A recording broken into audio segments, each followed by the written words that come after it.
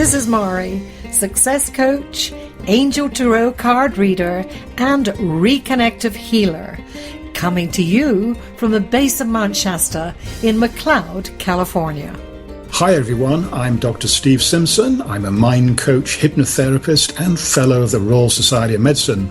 And I'm speaking to you today from beside the Thames in beautiful London.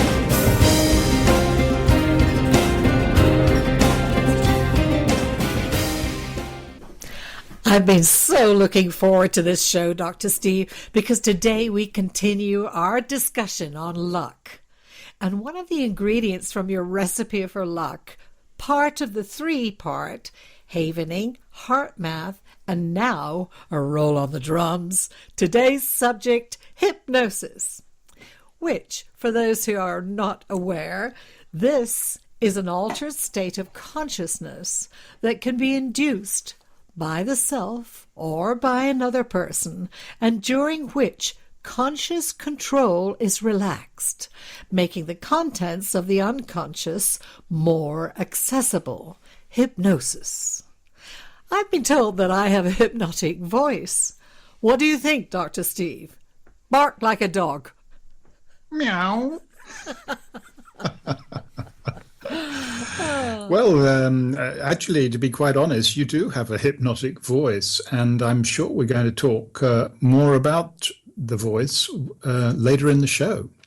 But yeah, I like the definition of hypnosis. Many different definitions, but that's a particularly good one. And why I liked it? Because it stressed the importance of the altered state of mind. Yes, and you know, hypnosis has always intrigued me, as I had a lesson way back when, as a young adult, a friend thought he'd show my friends and I what a great hypnotist he was. Well, end of story. My friend ended up in the ER, which one of our roommates was not excited about. So here's the warning label up front. When considering hypnosis, choose a licensed, credentialed hypnotherapist with a proven track record. What do you think? Well, I quite agree. I mean, it's not just hypnosis, it's any kind of therapy. You need to be sure that you're going to see somebody who's been appropriately trained and whose conduct and ethics is going to be monitored by a higher body and all of those other good things. The problem is that many therapies, and hypnosis is just one of them, is I wouldn't say poorly regulated, but I'd say there are so many different bodies that are representing hypnotherapists. They don't do a brilliant job of talking to each other. So sometimes when you go onto Google and research a therapist's credential and qualifications and credentials, you can come away more confused than you started. So I guess in summary, what I would say, just when a person sees a doctor, the best possible recommendation can be from somebody who has been a patient and can recommend that doctor. So, and the same is true in hypnotherapy. And what do you find are the most common uses for hypnotherapy? Well, they're legendary. I mean, I've been to some people's websites and they've got the list of all of the conditions that they treat. And there's not very much in life and medicine that they don't seem to think they can treat. So that just might be a little bit worrying, or it might be reassuring, I suppose, depending on which way you think. But in my own practice, I mean, almost any kind of psychological issue can be treated to some extent with hypnosis. I think, as I said in earlier programs, I've had training in many different disciplines, including conventional medicine, and I kind of pick and choose which are the tools that I've got that I think are going to be the most appropriate for that particular patient and their presentation.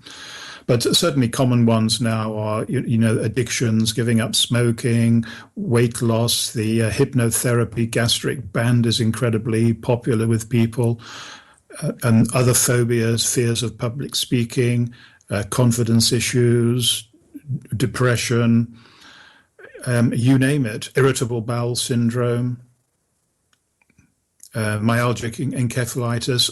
I could go on and on. And Migraines. I am going on and on. I'll let you talk, Mahri. and on a more right in the moment state, I believe that hypnosis is where we have come as a world. We've come into that hypnotic state of believing that the only way that we can fight aggression, for instance, is to fight it with aggression.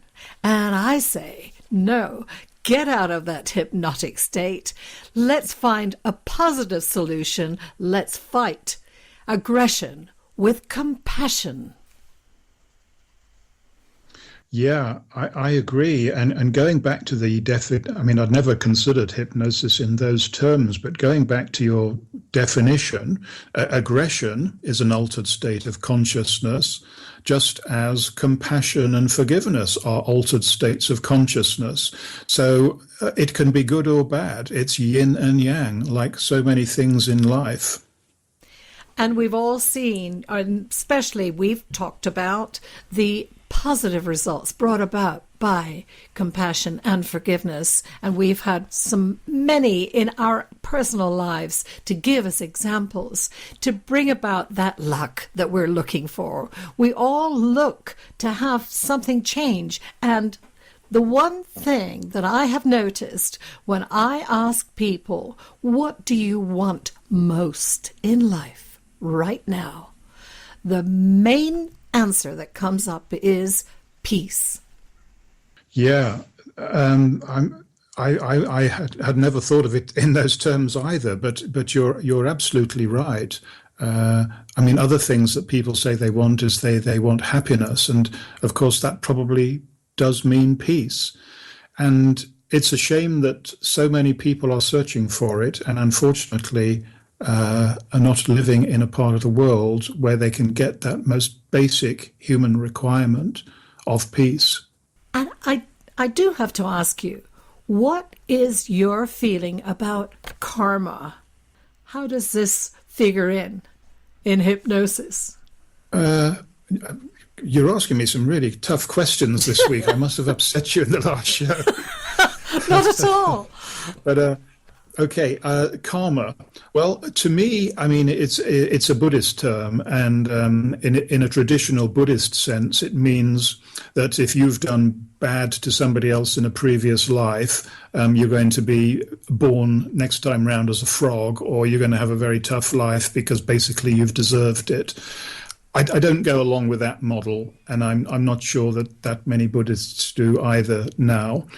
But I do believe, using a biblical phrase, that you, as you sow, as you reap. Now, there's a lot of stuff in the Bible that I don't necessarily think is relevant either, but I don't want to upset people. I mean, I think everybody has to have a faith. So to me, karma means you just treat other people as you would wish to be treated. That's my simple take on it. And how does that work in hypnosis? Well, I guess I have the same respect for the individual as I hope they have for me, and I have a genuine desire to help them to move to a better place from where they are, because that's normally why they've come to see me. Well, you know what was going through my mind when you're talking about karma and people, what they believe, one of the things that I've noticed in my practice that many people, when I bring about the subject of forgiveness, they say, but how can I possibly forgive? Well, perhaps hypnosis is an avenue toward that forgiveness. What do you think? I think it's quite possible. Now, offhand, I can't remember a client coming to me asking to be able to forgive. But I have seen many clients who've come to me with various varieties of post-traumatic stress disorder. And in a way, what they're looking for is to be able to let go of this trauma. And often it's to forgive themselves, because even if they did not cause the trauma that occurred to them, they feel that in some way they might have behaved or spoken in a particular way that attracted the trauma upon them. And this is a very well reported syndrome. And certainly is not uncommon. Thank you. Thank you for bringing that to a nice conclusion there. Because much later in my life, I became intrigued with the possibility of past lives, and a situation revealed itself to me in this life in a way of a broken marriage. Well, many of our listeners can identify with that, I'm sure. And this was a marriage that I felt was destiny, and very suddenly and abruptly ended, leaving me in a totally confused state.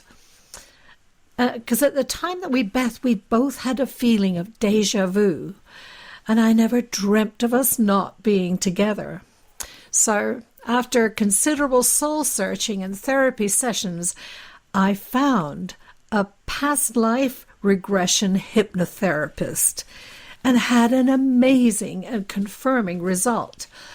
The final and most healing result for me in this was clarification on our purpose in being together in this life. Yeah, so you were able to obtain insights that you wouldn't ordinarily have got, and to me, my guess is that this is an altered state of consciousness too. Many religions, many cultures share this belief that when people gather together and they sing or pray or just talk about topics of mutual interest, that good comes from it. And perhaps those ceremonies themselves are examples of mild mass hypnosis in the nicest possible way, of course. Well, for me, it was an amazing eye-opener, and it took me down a path of exploration that all of the possibilities that came about. Now, when I was facing situations and looking at possible connections, I was looking at it at a much deeper level and being able to make conscious choices right in the moment that were totally in line with the feeling that I wanted to have. I was peaceful. I knew that this person or this situation was perfect without any question. And I believe that hypnotherapy was, in fact, what brought that to me. It's more than likely, and I was following your narrative very closely then, because it was reminding me that very often when I work with a client, once I drop them into this altered state of consciousness, whatever you wish to call it, and by the way, once I drop myself into that state too, because we have, as therapists, when we talk to each other, an expression we use, we have to go there first. We have to find that altered state of consciousness that some people call being in the zone or being in the flow, and then we have to lead the client with us. And when they do that, and the frontal lobes, the controlling lobes that you mentioned in the earlier definition, once those quieten down, the deeper layers of the brain can speak, and that is when people get their gut instincts, and you mentioned getting feelings that you knew were right. This, I believe, is when intuition kicks in. Intuition is always there, but we sense it more strongly once we can quieten the mind down. Only in still waters does the truth talk, as a writer wrote. Well, I think this is maybe a perfect spot for a little of our ongoing Mahri's words of wisdom, or wisdom in rhyme. Now, I've been blessed with these writings for many years, and this one is entitled Allowing. Allowing the recollection of all my lives, my lifetimes on earth so far, I recognize there was never one lifetime where I was not the star. I've been everything I could imagine, from a king, a queen, a bum. And I'm open to many more lifetimes and those lifetimes yet to come. For every lifetime is reminding me what's been hidden from my view. Each time that I incarnate, life shows me what to do. It shows me the importance of living here and now, and not to drag along the past with me to take another bow. It's time to let go all those stories, that karma holding me, and experience those things I choose to live my life and be, to not get caught up in the doing, but being all that I can be, to sit upon that star of mine and know that I am free, free to be all that I've dreamed of, for all those lifetimes left behind, and to begin a new adventure of a very different kind. One where I write the script and feel completely whole, guided by my higher self through the essence of my soul. I'm allowing all God's gifts to me to flourish as newly watered seeds and to create a living pathway of magnificent good deeds. Well, you really set my imagination on fire during that beautiful recital of rhyme and wisdom. And there were times when it was absolutely Shakespearean, and I'm reminded of, one of the things he said when he said, I think the whole world is a stage, and we're all actors, and we are actors, and the beauty is that we can choose which part we want to play. And every day, in fact, several times during a single day, we can play different parts. Some of them we play consciously because that's what we want to, we're choosing to, and others we frankly have no control over, and they may be the part of a baddie. Because the thing that is absolutely puzzling to any of us who study human behavior and the human mind is that the same person can make totally different decisions from one moment to the next when given the same data, which shows, that whilst we have a fantastic onboard computer, it doesn't always produce the same results.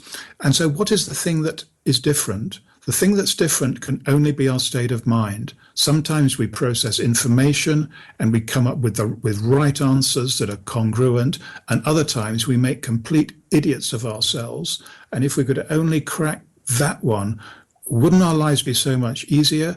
Wouldn't the world be a much better place than it is right now? Most definitely. And it's time, I believe, for us to recognize that it is appropriate to get off automatic, to stop and take a deep breath before we rush in and make a decision and or response that is not appropriate. It's okay for us to make a long time, like with silence. Silence, a lot of people seem to fear silence, but you know what? It's really okay. We don't necessarily know, but if we give our intuition a time to kick in, we will soon be told. Yeah, silence is one of the most undervalued commodities that we have. I don't know whether it's because of the intense pressure we all are these days in our busy, hectic lives, but there's not very much silence around. And it's only when you're trying to record a radio show or do an outside broadcast or something that you realize how much noise there is. And waiting for a quiet moment when there are no planes going overhead or cars or noisy birds enjoying themselves, you can be waiting a very long time. And so it is with conversation. The art of conversation, perhaps, is not so much what is said, but what is not said. And certainly as a therapist, Mahri, and again, I would love to hear what you think about this, but often there's not a lot of talk when I'm with somebody, even though I practice what are described as talking therapies. Sometimes there's a lot of silence. And then the person might say, you just won't believe what I thought of just a moment ago. Something popped up from nowhere.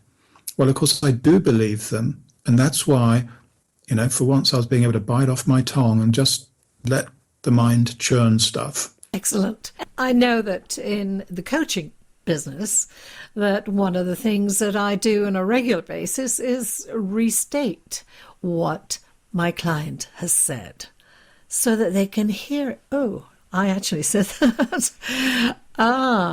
Now I'm getting it from a new source, because that's part of the automatic. They have been saying it for years.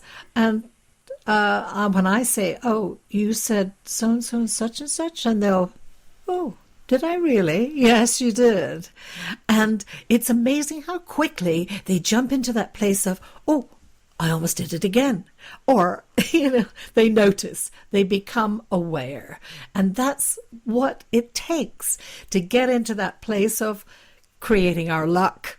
Yeah, it is. And what you said is just so important. This is why everybody should have a coach. Now, it doesn't mean that you have to pay somebody, but everybody in their life has to have somebody that they can talk to. They say, I want to bounce an idea off you. And they know that that person is going to reflect back what they said, just as you demonstrated, and it's going to give them a different perspective on, because it's come from somebody else's voice. Now, I can give you another example here. This cost me a lot of money.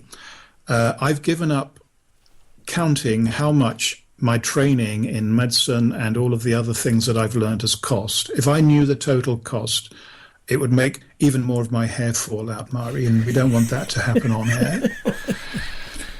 But one of the most expensive bits of training I had, it was a 3-day training with a person who's probably who's regarded as the best hypnotist in the world, or one of the best.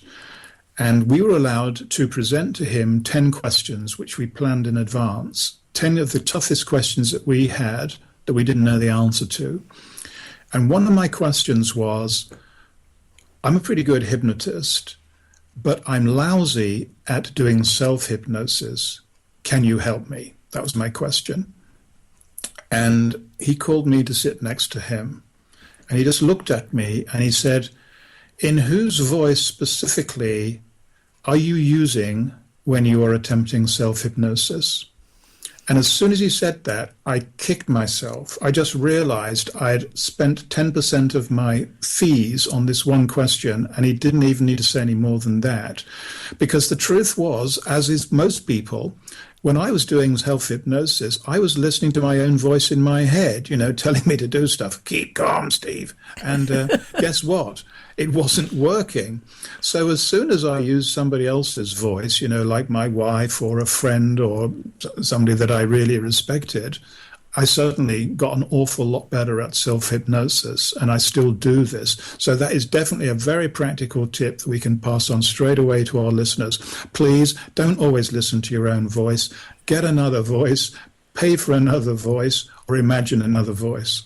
And pay attention to what you're saying. I'm lousy at what? Whatever.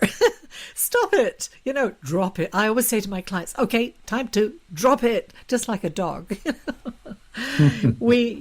That life can be so much easier. And hypnosis has helped me in so many different ways. And one of the things was smoking. Believe it or not, I sang and smoked. And then, of course, I was also sucking in all the smoke of the people who were inhabiting the different places where I was singing. Thank goodness that's not a question anymore. But how simple it was in just a few, well, actually for me it was the first session, I was able to kick the habit. It's been 9 years and I haven't touched a cigarette. I'm very happy to say, at least with no serious, nothing happened. I have not started smoking again, and that is brilliant. And so many people need to release themselves of that need because, well, the payoffs are imaginable. They're just beyond imagination. They really are great. So if anybody's thinking about that, go for it. And so let me ask you, Dr. Steve, what luck do you credit from having done hypnosis? Oh, a massive amount. I mean, I use hypnosis on myself every single day. And in the two previous programs, we talked about havening, and particularly here is relevant is last week's show when we talked about heart math, because all of these techniques, including meditation as well, which is another thing I do every day, I think they're all working on that altered state of consciousness. So I've become so proficient over the years because I do it so often. I can go into this altered state at the drop of a hat. And the most stressful part of my job that I do now is I work as a presenter, and sometimes I do acting work as well. And I very often have to do live interviews in studios for TV or radio. Now, anybody who does live interviews, they will tell you, that that is the most stressful thing you can do, because the temptation is that all you're thinking of, you're counting out how many millions of people are listening to me speak. And when you start having thoughts like that, you start getting a stutter and your mouth starts coming up with all kinds of rubbish. So I use self-hypnosis for that. And I was doing a TV interview, and I was in what they call a closed studio, a remote studio. There was a camera on me and sound and everything, but there was no other human being. Everything was being operated by wires from a control room. And we had a delay getting onto the program for some technical reasons. So I had an earpiece, and the producer was saying, wait, we've got another 10 minutes to wait. So I thought, well, what am I supposed to do? I haven't got my book with me. So I thought, oh, this is a perfect opportunity for a bit of self-hypnosis. So I stared at this camera, and I didn't blink or move my eyes. And it got to the stage where it looked as if I was being dragged into a lake. And it was a very pleasant feeling. And it was clearly a hypnotic trance that I was going into. And the next thing I knew was the producer in my ear saying, "Steve, we're live on the air in 3 seconds, and it looks as if you're asleep. Wake up." and I was.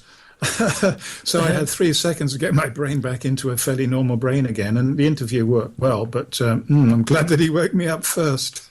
Right. So hypnosis is also a form of belief. As I had mentioned earlier, we can be hypnotically induced into a belief that perhaps is not serving us well. So pay attention to what we're learning and not get dragged along with the masses thinking, well, they're thinking this, I should think it too. That in itself is a form of hypnosis. No, be different. Allow yourself to think for yourself and feel intuitively what is right, what is truly appropriate. And as you mentioned before, yes, do unto others as you have them do unto you. Bring that luck into your life. Be the person who is showing all of the amazing things that are happening to you simply because you believe they can. Yeah, belief is important. And belief, again, is something that we have a degree of choice about it. Now, some of our beliefs are going to come from deep inside us, and we'll find it hard to actually explain exactly why we believe in a certain thing. Other things are going to be based far more on hard logic, like we have an expectation that the sun is going to rise every day and all these kind of things. But belief is a very interesting subject.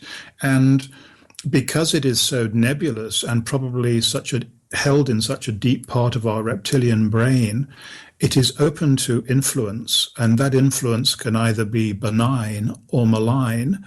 And we are surrounded by hypnotists. I mean, I'm one, but believe me, there are millions and billions of us. And many of us don't even know when we're using hypnosis, because I actually think hypnosis is a normal part of human communication.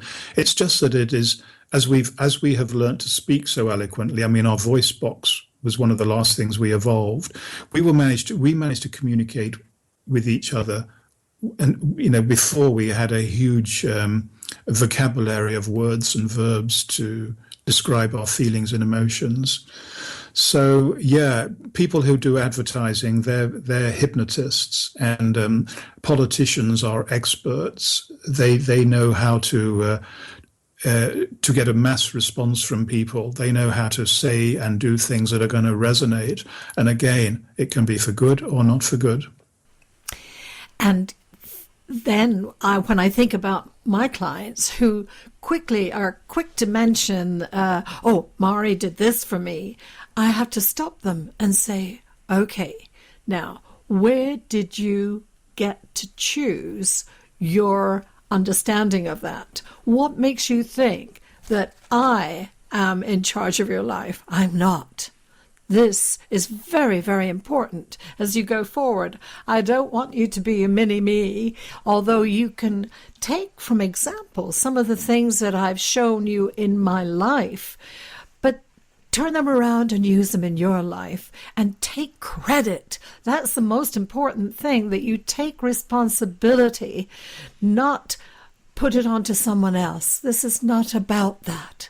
When we as a nation, as a world, begin to take responsibility for whatever is coming out of our mouths, out of our thoughts, and the actions, we then will choose differently, give choice a voice. Yeah, what another really important point you make here, because the world is full of doctors and therapists and coaches who are more than happy to take all of the credit for their clients' successes. And I'm just like you here. I push that back at my clients, and it's on my website. And I say in public, I do not take any credit for anybody's results other than my own. When I work with a client, they produce their success by unleashing their peak potential, by getting into the zone, or whatever it might be, by using a new strategy. My role as a coach or as a therapist is only as a catalyst.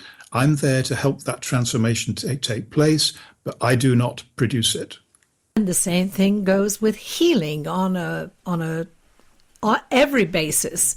I am, and so are you, a reconnective healer, but we don't take credit for that. That is purely something we've learned to do, and we believe that whatever source is giving us that amazing ability is to be thanked, not the action, but the source of the action. There's so much in science, in medicine, in therapy, in coaching that we just don't understand. Now, there's plenty of people who will tell you, well, we do understand it, and these are all the scientific facts. But often when you look at it, they're not very scientific, and many of these things aren't facts. I don't pretend to understand how reconnective healing works. I don't pretend to understand how hypnosis works, heart math, havening, really any of these things. I have my own ideas, but they're only ideas. The most important thing to me is that seeing is believing, and I have seen countless examples of people benefiting from these various techniques. Now, I wish I could say it was 100%, but it's not. You're not going to get 100% at anything. But I've seen a lot of people who've been helped. I know the help that I've received from these things. And our next topic is going to be logical luck. So perhaps you could just give a little bite of that to tease our listeners for next program. Okay, here's the smallest possible morsel then to tantalize you. The fact is that luck is not random, and that I guarantee that there are some simple things that anybody can do that is going to increase their chances of being a lucky, successful person. There you are. That's a big promise, and I'm going to have to deliver that. And we'll do it together. We'll help one another on that path. We will help one another.